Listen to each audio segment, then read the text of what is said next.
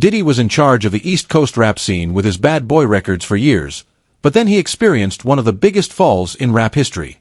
From overdoses and murders for hire, to rappers joining cults, the story behind the downfall of Bad Boy Records is crazier than most fans know. Diddy started in music as an unpaid intern at Uptown Records. He grew up near rapper Heavy D, who was signed to Uptown while Diddy was in college. Diddy convinced Heavy D to introduce him to the founder, Andre Harrell. Harrell gave him an internship, and Diddy dropped out of college to work at the label. Although he wasn't paid, Diddy's goal was always to take over the industry. He worked his way up to an A&R position, and people knew he had potential. Diddy helped launch big artists like Jodeci, but he was always clashing with Harrell. Harrell had started as a rapper but made more money working at Def Jam Records. After working there for a few years, he left and created Uptown Records.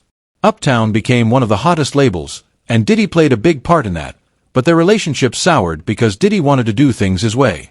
So, Harrell fired him.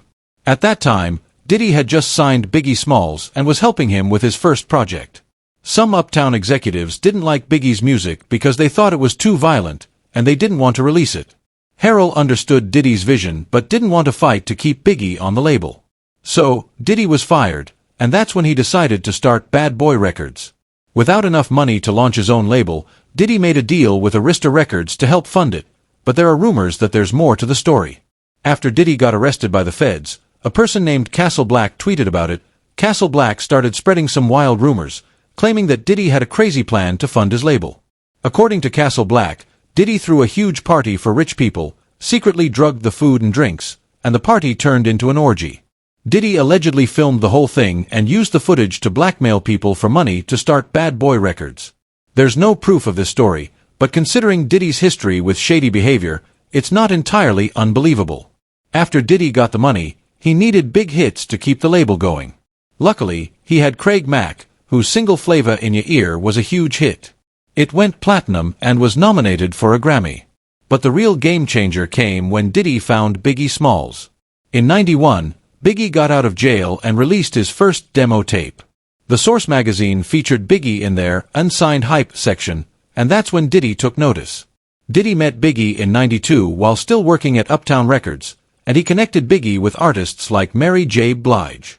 Uptown made a huge mistake firing Diddy, and Diddy brought Biggie with him to Bad Boy Records, which changed everything. Craig Mack helped Bad Boy get noticed, but Biggie took it to another level. Biggie's track Juicy went 6x platinum, and his debut album Ready to Die sold over 500,000 copies in its first week, making Bad Boy a huge name in the music industry. Diddy didn't just focus on rap. Bad Boy also had successful R&B artists like Total and Faith Evans. Diddy had full control over the label, from styling the artists to producing tracks and appearing in their music videos. Another key factor in Bad Boy's success was Diddy's team of in-house producers, the Hitmen.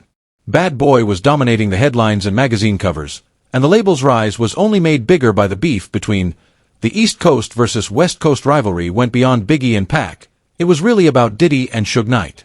Before Biggie became a huge star, he and Tupac were close. They recorded together, performed at shows, and Biggie even stayed at Pac's house when he was on the West Coast.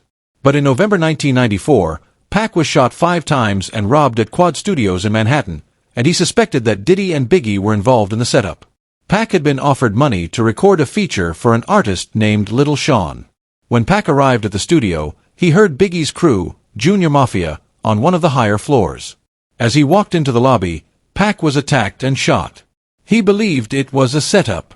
Diddy and Biggie denied being involved, but the situation got worse when Diddy released Biggie's track Who Shot Ya right after the shooting. The lyrics in the song seemed to reference the shooting, fueling suspicions that Biggie had something to do with it, even though the track was recorded before the shooting. Some believe Diddy released it to capitalize on the beef and sell more records, while many think the East Coast versus West Coast feud was just between Pac and Biggie. It was actually about Diddy and Suge Knight. It all started when Suge dissed Diddy at the Source Awards in '95. The drama helped sales, but things got even more dangerous. A month after the Source Awards, Diddy's bodyguard, Wolf, allegedly killed Suge's friend Big Jake outside a party in Atlanta.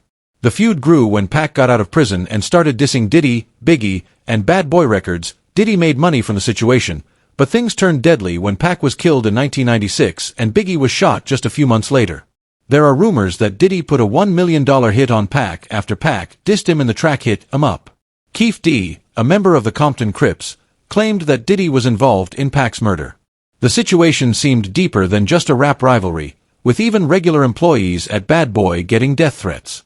One employee told Rolling Stone, "I didn't recall reading in the employee manual that dodging bullets was a part of my job description." There are also rumors that Diddy was involved in Biggie's death. People once thought Suge ordered the hit after Pac's death, but some believe there's more to the story. Before Biggie died, he was trying to get his publishing rights back from Diddy. Diddy reportedly told Biggie's lawyers, "I will never give it up until I'm dead and my bones are crushed into powder."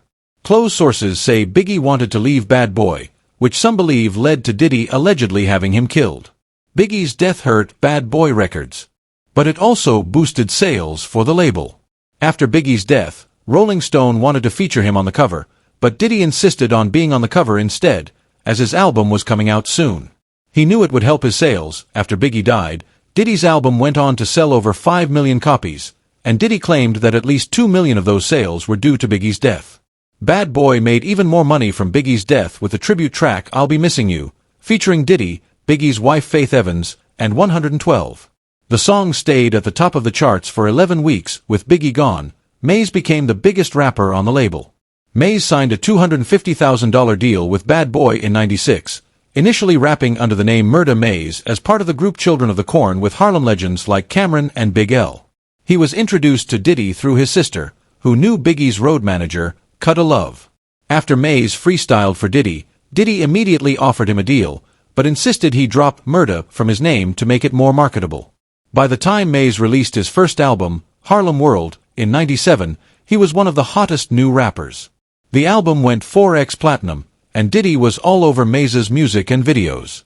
However, Maze allegedly wasn't happy with how Diddy ran things. Even after losing Biggie, Bad Boy remained one of the most powerful labels by the end of 1997, with new signings like Black Rob and The Lox, and even branching out into rock with the band Fuzzbubble. But by 1999, things started to fall apart when Maze announced he was retiring from rap to become a preacher, right after dropping his second album. His departure was a huge loss for Bad Boy, but no one knew how deep the situation was. Maze returned to rap a few times but remained locked into his Bad Boy contract. He tried to buy himself out by offering Diddy $2 million, but Diddy refused. In 2022, Maze released Oracle 2, The Liberation of Mason Betha, a track where he called Diddy out for keeping his publishing rights and not allowing him to make money off his own music. Maze rapped, "N************ try to starve my kids and give my money to his firstborn / I'm not the N**********, post to work for, M/you, post to teach culture P about your legacy / and said that N*********, follow you, you teaching treachery."